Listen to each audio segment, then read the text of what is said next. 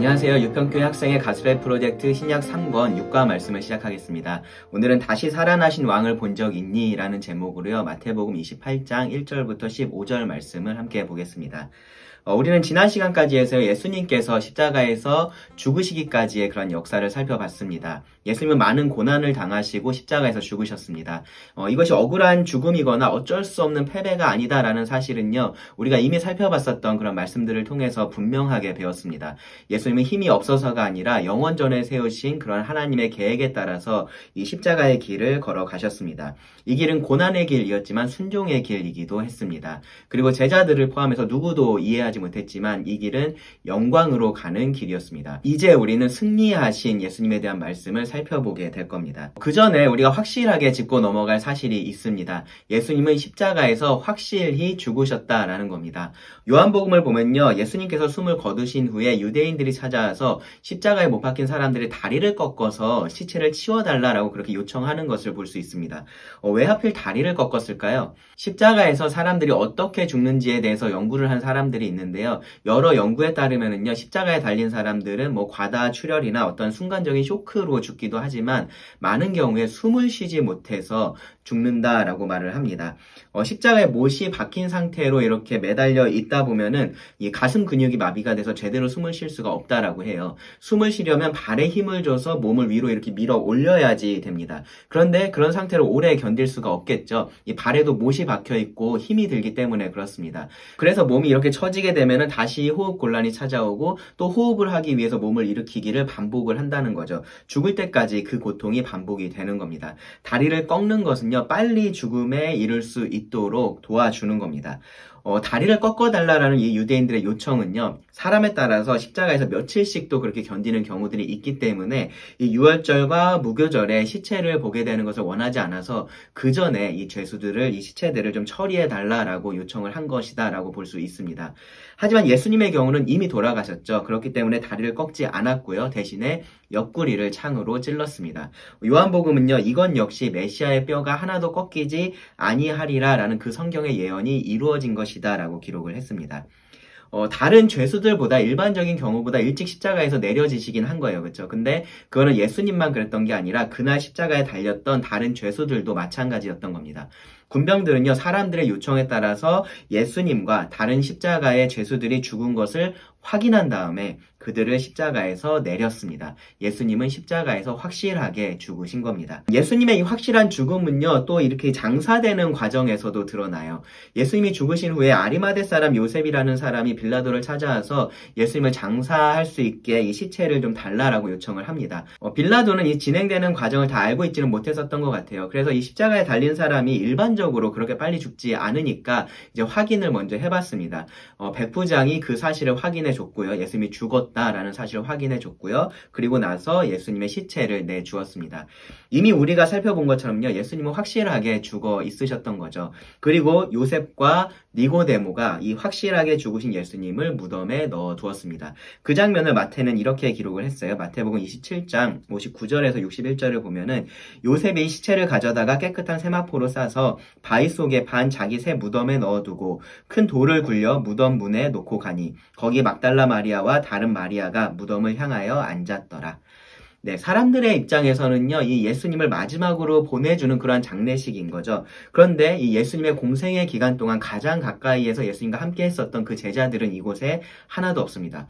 오히려 잘 등장하지 않았었던 여인들이 이 자리에 함께 있었고요. 그리고 직접적으로 이 장례를 주도했던 요셉과 니고데모는 그동안은 자신들의 이 예수님에 대한 믿음을 드러내지 않았었던 그러한 사람들이에요. 요셉과 니고데모는요, 사내들인 공회의 일원이었습니다. 그래서 사람들이 충분히 알만한 그런 유명한 사람들이었고, 그렇기 때문에 더욱이나 이 유대인들을 두려워했었습니다. 그런데 오히려 이 예수님의 죽으심이 이들에게는 예수님에 대한 그들의 믿음을 드러낼 수 있는 좋은 계기가 됐었던 거죠. 어쨌든 이렇게 예수님께서 묻히셨습니다. 이사야 53장의 예언처럼 그의 무덤이 부자와 함께 있게 되었습니다.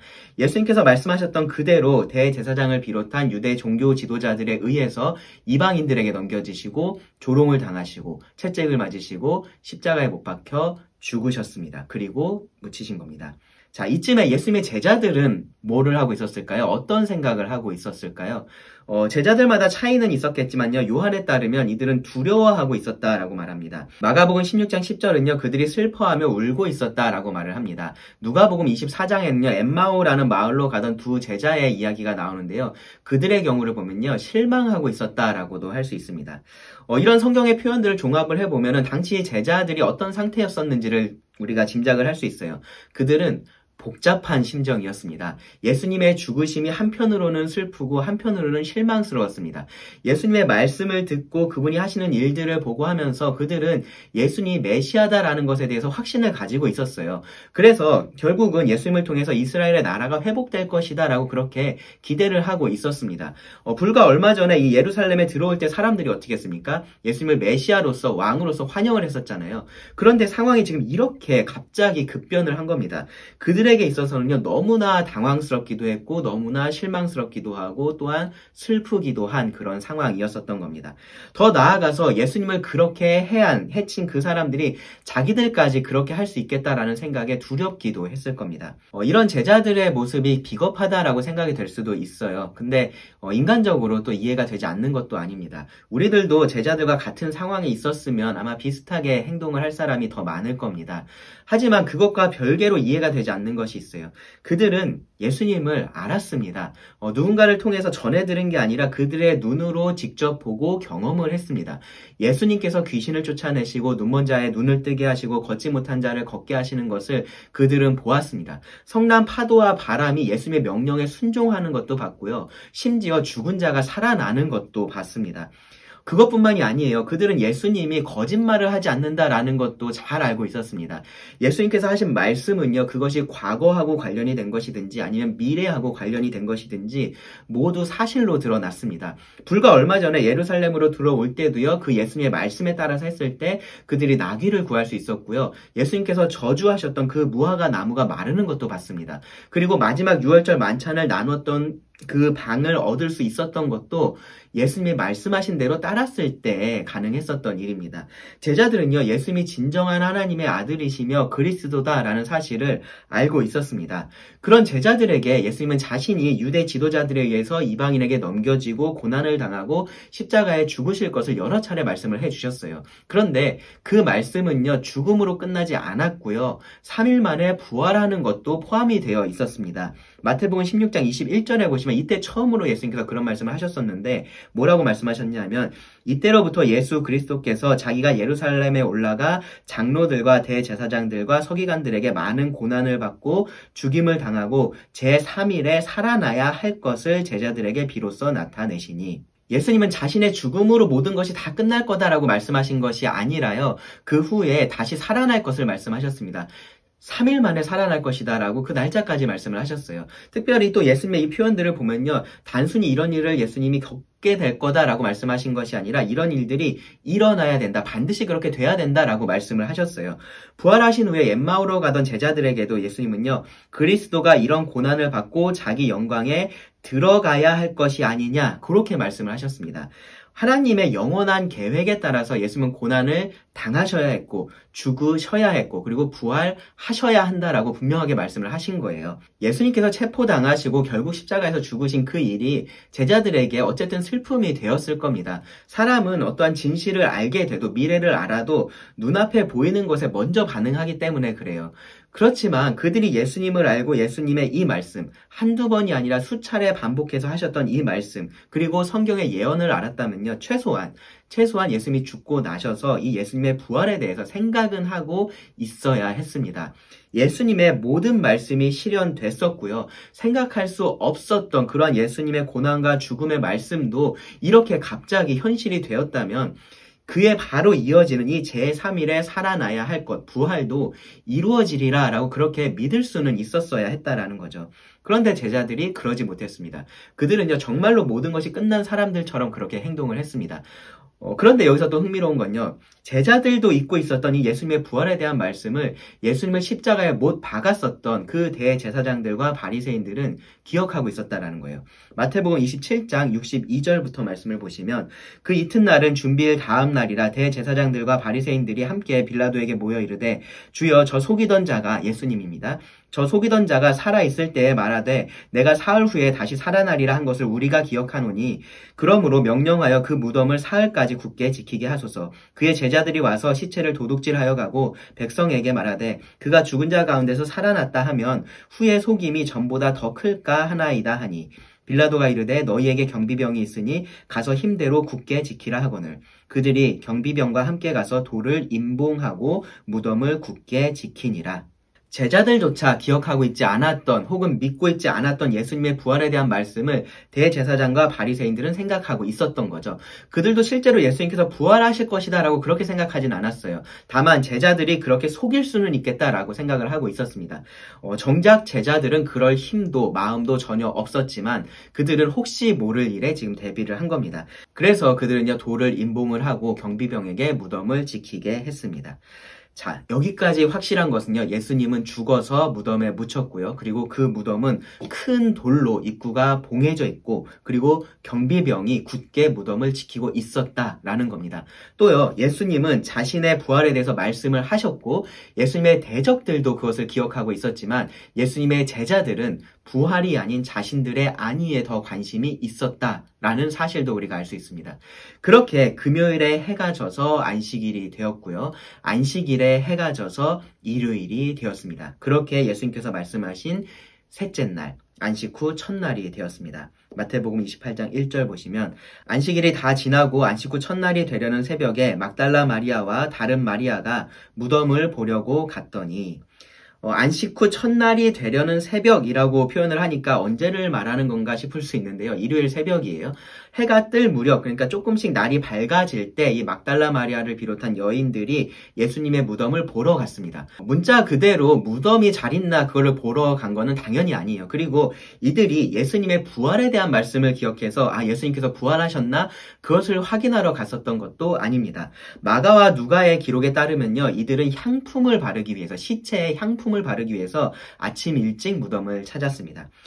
예수님께서 안식일 직전에 돌아가셨잖아요. 안식일이 시작되기 직전에 돌아가셨습니다. 그래서 아주 급하게 장례를 치렀기 때문에요. 이들은요, 시체에 바를 그 향품을 미리 준비할 수가 없었어요. 니고데모가 충분히 그것을 준비하긴 했겠지만 여인들은 그래도 자신들이 직접 향품을 바르고 싶어 했었습니다. 그래서 그들은 이 무덤과 예수님의 시체를 어디에 두었는지를 확인을 했고요. 그리고 나서 급하게 이 안식일이 시작되기 전에 향품을 준비를 해뒀습니다. 그리고 이제 안식일에는 일을 할 수 없으니까 쉬었고요. 그리고 안식일이 지나고 저녁이 됐을 때 추가로 향품을 더 구매를 했던 것 같습니다. 그리고 나서 날이 밝기를 기다린 거죠. 그리고 날이 밝을 때 최대한 빨리 무덤을 찾아갔다라고 할 수 있습니다. 예수님에 대한 애정과 존중이 담긴 그러한 행동들입니다. 12명의 제자들보다 이들이 훨씬 더 나았다라고 말할 수 있겠죠. 그런데 분명한 것은 이들도 예수님의 부활을 기대하거나 예상하고 있지는 않았다라는 겁니다. 그런데 그때 놀라운 일이 일어났습니다. 마태복음 28장 2절부터 4절을 보면은 큰 지진이 나며 주의 천사가 하늘로부터 내려와 돌을 굴려내고 그 위에 앉았는데 그 형상이 번개 같고 그 옷은 눈같이 희거늘 지키던 자들이 그를 무서워하여 떨며 죽은 사람과 같이 되었더라. 동굴 같은 그러한 무덤의 입구를 막고 있었던 그 돌은요, 작게는 1톤에서 많게는 2톤까지 나가는 큰 돌이었다라고 합니다. 마가복음을 보면요, 여인들은 무덤으로 가면서 누가 우리를 위하여 무덤 문에서 돌을 굴려주리요 라고 그렇게 걱정하는 것을 볼 수 있습니다.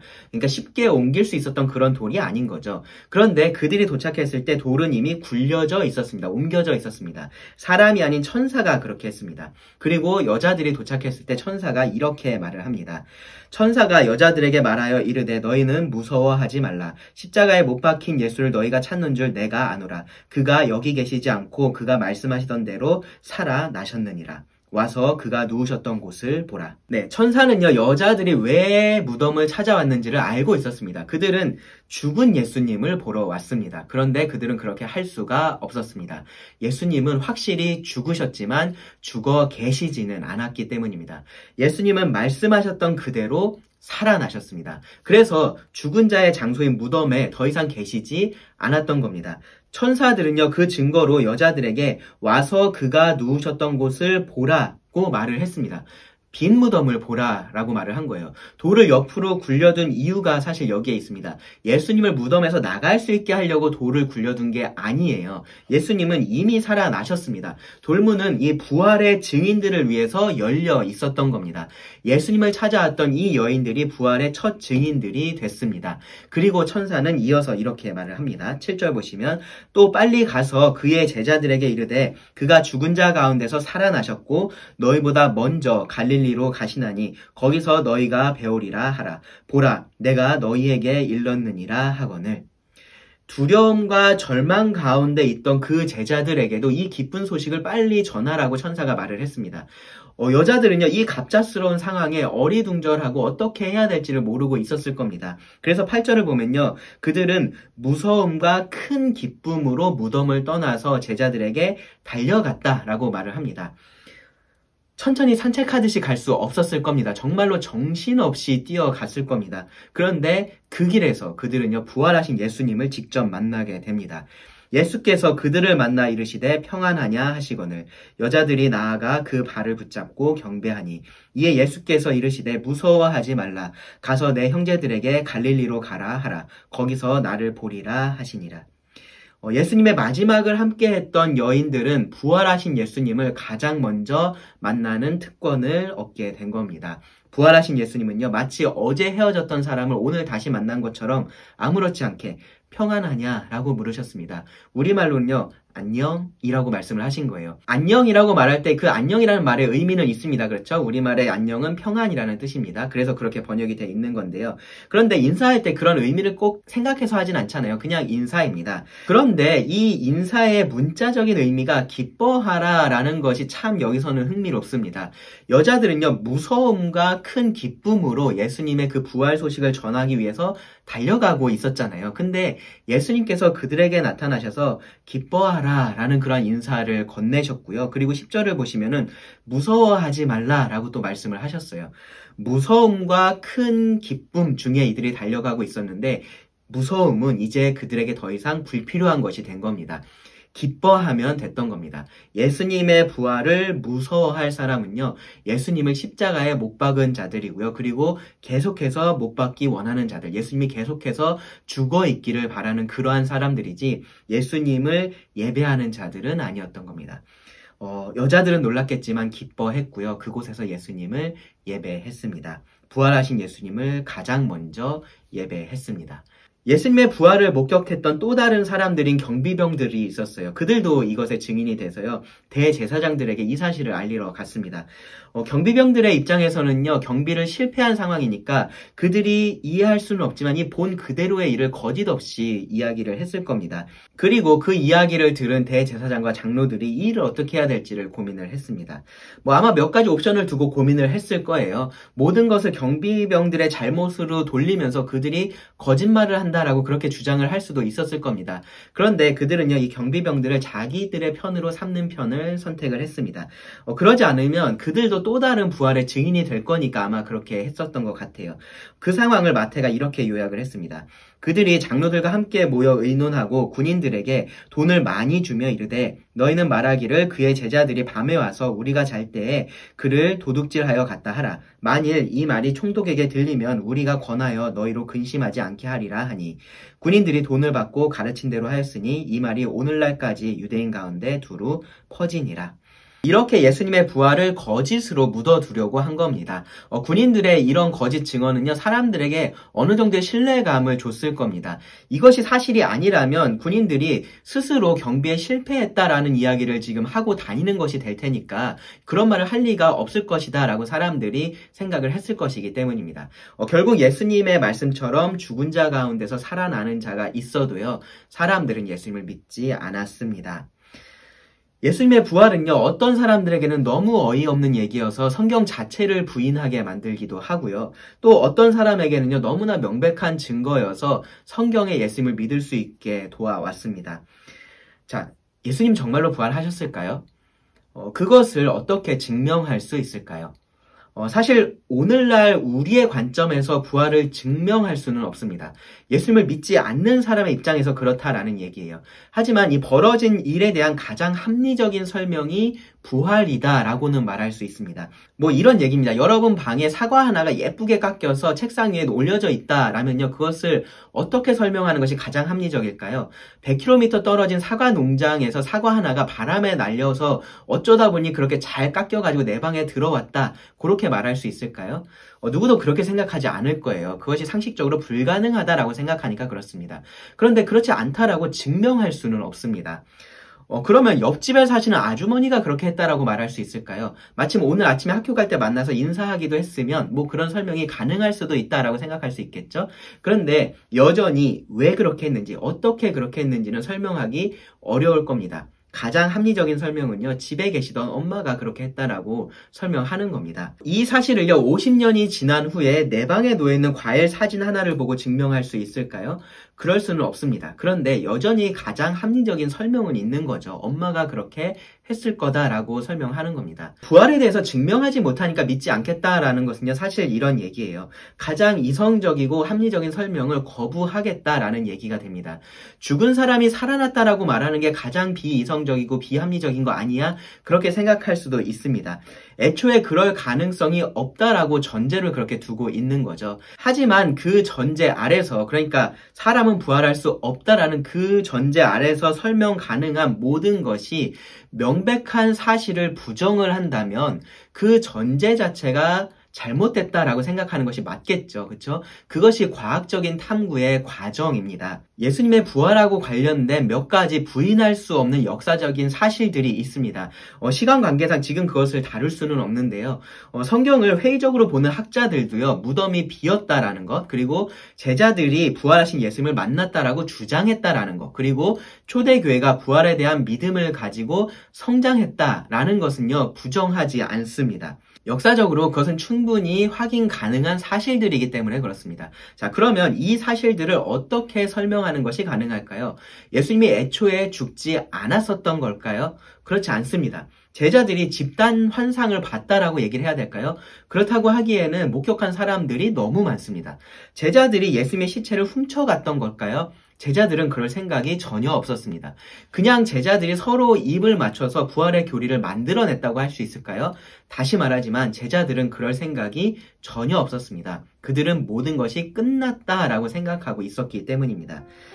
사실 예수님의 부활에 대해서 우리 입장에서 볼 때 제일 강력한 증거는요, 이 제자들의 변화예요.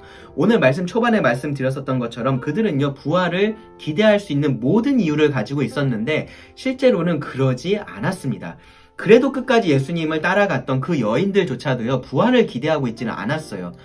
그랬던 그들이 일제히 예수님의 부활을 주장을 했고요. 그것뿐만 아니라 그 믿음으로 인해서 죽임 당하는 것까지도 마다하지를 않았습니다. 이것을 어떻게 설명할 수가 있을까요? 사이비일까요? 사이비라면요, 그들이 뭐라도 얻는 게 있어야 되잖아요. 근데 그들은 모든 것을 잃는 선택을 했습니다. 그것 때문에 모든 것을 잃었어요. 그들 스스로도 이렇게 말했습니다. 그리스도께서 다시 살아나신 일이 없으면 너희의 믿음도 헛되고 너희가 여전히 죄 가운데 있을 것이요. 또한 그리스도 안에서 잠자는 자도 망하였으리니 만일 그리스도 안에서 우리가 바라는 것이 다만 이 세상의 삶뿐이면 모든 사람 가운데 우리가 더욱 불쌍한 자이리라.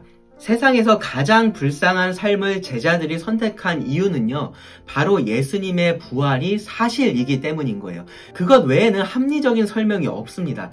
예수님에게서 등을 돌리고 자기 삶을 살려고 했었던 그 제자들, 예수님 믿는 자들을 잡아 죽이려고 했었던 그 바울이 예수님을 위해서 자기 목숨을 내려놓은 것을 설명할 수 있는 가장 합리적인 이유는 바로 예수님의 부활입니다. 여러분, 예수님이 부활하지 않으셨다라고 여전히 생각을 하신다면요, 그렇다면 앞서 말한 이 사실들에 대해서 여러분이 어떻게 합리적으로 설명할 것인지를 고민해 보시기 바랍니다. 그것이 정말로 예수님의 부활을 인정하는 것보다 더 합리적인 설명인지 한번 잘 생각해 보시기 바랍니다. 예수님의 부활을 믿는 여러분들은요, 여러분의 삶이 바로 부활의 확실한 증거가 되어야 한다라는 이 사실을 기억하시기 바랍니다. 다른 거는 몰라도 너를 보니까 네가 말하는 예수님, 네가 말하는 하나님은 살아계신 것 같아라는 말을 우리가 들어야 되는 거예요. 우리의 말뿐만 아니라 우리의 삶이 부활하신 예수님에 대한 증언이 된다라는 것을 기억하시고요. 내가 어떻게 그것에 더 합당하게 살 수 있을지를, 어떻게 부활에 합당한 삶을 살 수 있을지를 여러분 생각해 보시기 바랍니다. 그리고 그렇게 살아가실 수 있기를 바랍니다. 기도하고 오늘 말씀을 마치겠습니다. 하나님, 오늘 주신 말씀에 감사를 드립니다. 예수님께서 부활하심으로 우리들에게 이러한 참 소망을 주심에 감사를 드립니다. 우리가 이러한 소망의 삶을 이 땅 가운데서 살아가게 하여 주시기를 구합니다. 그리하여서 예수님의 부활이 성경에만 기록된 이야기가 아니라 정말로 일어난 역사적인 사실임을 우리가 이 땅 가운데 지금 선포할 수 있게 하여 주시기를 구합니다. 들은 모든 말씀 주님께 의지하며 예수님의 이름으로 기도드립니다. 아멘.